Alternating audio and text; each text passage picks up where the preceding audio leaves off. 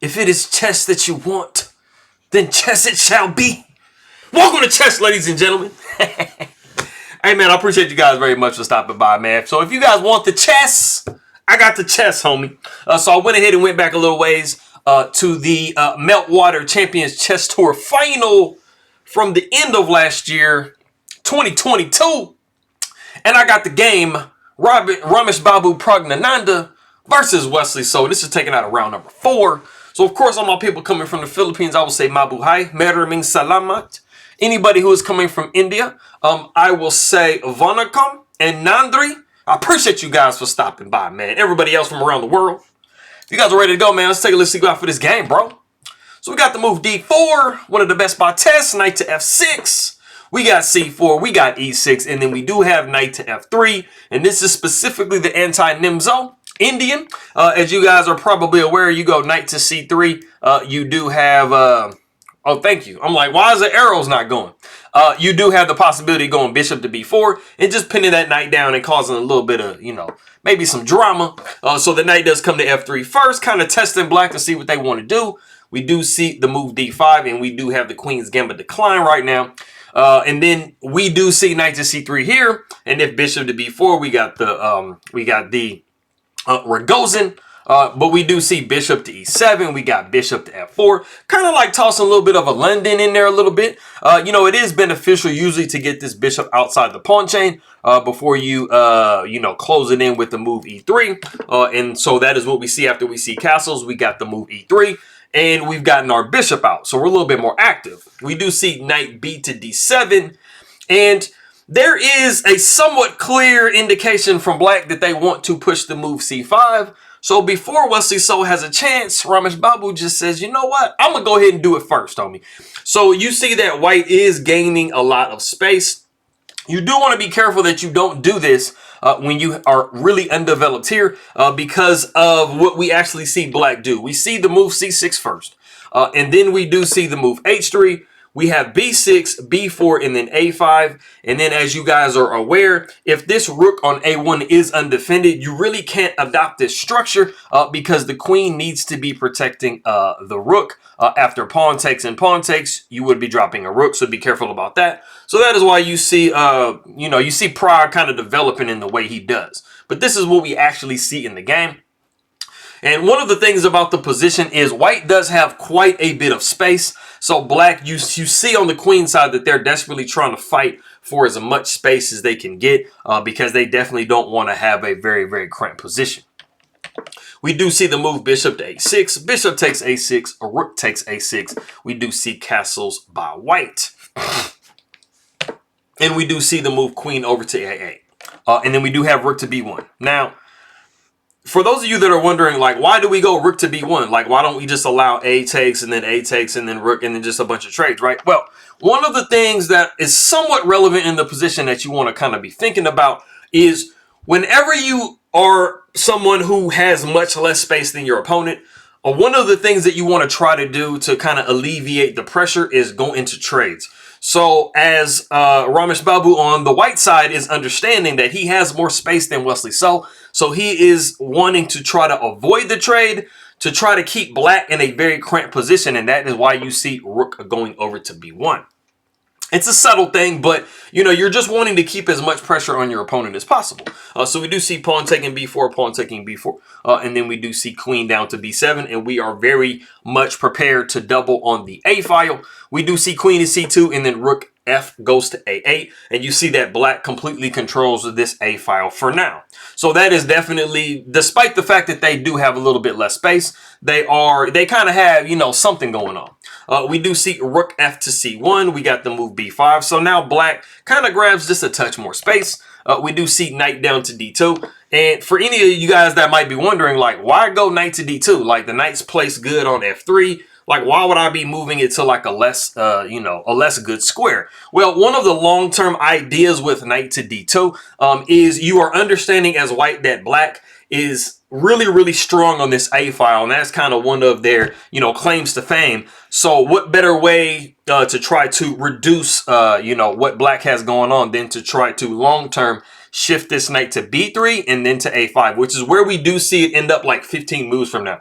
But you are just trying to take one of black's strengths and kind of plug it up and make it, you know, a little bit of a weakness. Bishop goes back to d8, so of course we don't really have the ability to go to a5 really soon. The knight does go to b3. We see bishop to c7. We got bishop taking, queen taking, and we do see rook going over to a1. And this is the novelty of the game. I think, let me see. What did we see before? I honestly don't know. I can't remember.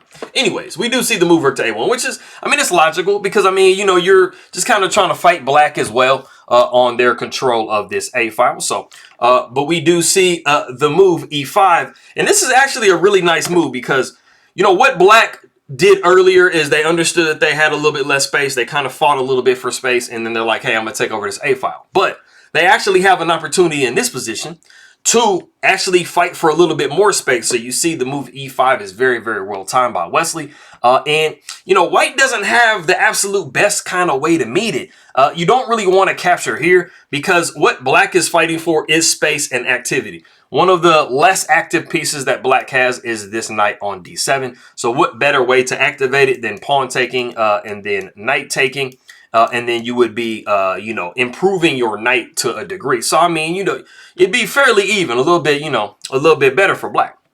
So we do see that white is not interested in doing that. So we do see the move queen to b2. We got the move e4. So now you see that black has pretty much kind of equalized the position. They do have a lot of, you know, good influence on the a file, and they have just grabbed, you know, kind of similar to the amount of space that white has. So, you know, white has to be kind of careful, you know, with it.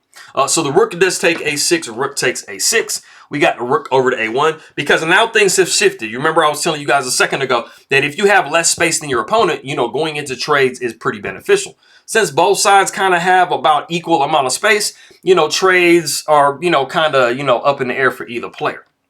We do see queen going over to a7, rook takes a6, queen takes a6. We got the move f3 because now white needs some pawn breaks because black, like I said, has gained quite a bit of space, especially in the center of the board.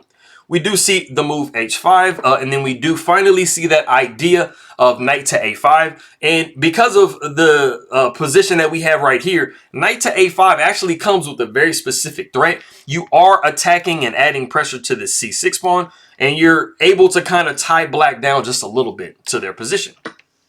Pawn takes f3, pawn takes f3, and then we do see queen to c8. And this is it's kind of interesting. I mean, it's not so hidden, but it's a little subtle. I mean, you are kind of defending your pawn here, but you're also indirectly through the knight attacking this pawn on h3. So we have reached the point in the game that if you do want to pause the video, there's a very, very accurate move that white makes in this position. If you want to pause the video and try to guess that move, go ahead and do so.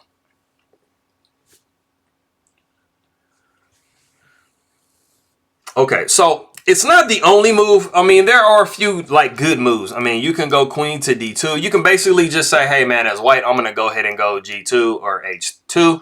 And I'm just going to allow my king to protect this pawn. You know, you can also go just h4, just trying to kind of alleviate it as a problem. But one of the more accurate moves, I believe, which is what Rameshbabu plays in the position, is queen to h2.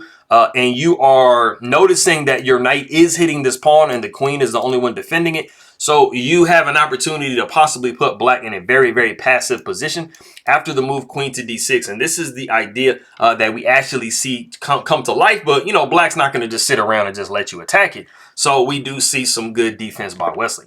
We do see knight going back to f8, king going up to f2. We got knight down to g6, and then the queen does come to d6, and you are double attacking this pawn here. Because you've moved the knight, you don't really have a way to double defend it. So basically, white and black just kind of go into mutual pawn drops. We do see queen taking h3, and then knight taking c6. And, you know, both players have gotten the pawn. You know, they do have a little bit of weaknesses going on. I mean, you know, black kind of has these pawns right here. And, you know, white has a passed pawn and so does black. So it basically is kind of coming down to whose pawn is faster. So they kind of switched into the mode of like, hey, man, I'm going to go ahead and try to see if my pawn can start running. So immediately what we see Wesley So do is push the move h4. And we actually see the move knight to e2 in the game, which it kind of seems like, hey, man, I'm going to go knight to g1. I'm going to hit this queen. I'm going to be able to make the queen move. My queen is protecting the check here. like I'm kind of good to go, right?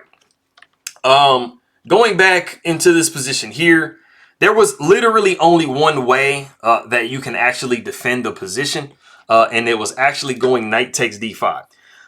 There is a very specific reason. Once I get to the end of this variation, you'll understand like why this kind of has to be played, and you will notice the big difference between what was actually played. Knight is taking d5. Knight is going to be taking d5. You're going to be seeing the queen check on d8 first, because the specific reason is to shift this king over to h7, and this becomes relevant.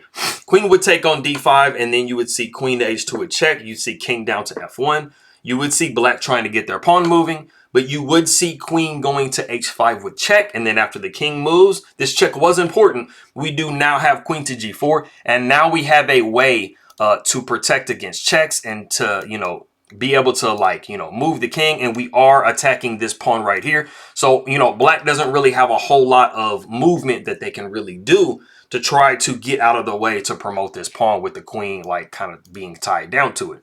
So going back to what we saw in the game, you would see that that was very important to do.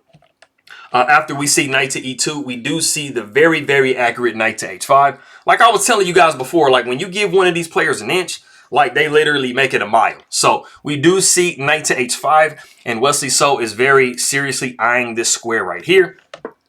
We do see knight down to g1, you know, being able to, like, you know, attack the queen like our idea was. But the problem is the queen has the ability to just simply go down to the square h1. When we do see the knight going back to e2, and what you notice is you created this idea and you made these moves with your white knight, but the problem is you really didn't accomplish what you wanted to accomplish. You didn't really ever knock black off of their plan, and then we do see the move knight to g3, and you have a very real problem. The issue is you don't really want to allow this because you're going to be moving your king over further away from that pawn, and you'd probably have to sacrifice your queen, and then you don't also want to take, which is what we actually see in the game. It's really the best move in this position.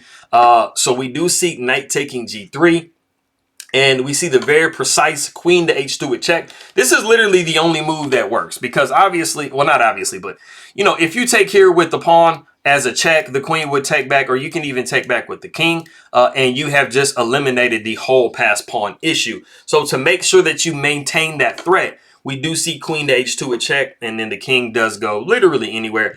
We got king to e1, and then the pawn does take on g3. And you can see that you really don't have a great way. I mean, you also have a check coming here. We don't have a great way to defend against this pawn, and we never really truly got our pawn rolling over here. And then you see where the issue is with the queen not being able to be over here to defend against that stuff. And so we do see the move king to d1. We got queen to h1 with check. We got king up to c2, and then we do see the move g2. And it is in this position that Praggnanandhaa resigns the game, because as you guys can see, there is no way to prevent this pawn from promoting. So it's crazy how even the game was the entire time, and then it's literally the last like 5 or 6 moves. It just kind of collapses the game. So, but I appreciate you guys very much. Maraming salamat na king kaibigan. Po sana nunod ng king video. Hello ulit, magandang umaga is pretty morning. So almasal tayo. Anybody who is coming from you know, India, or you know, who speaks Tamil, I'll say Nandri, and Danyavada,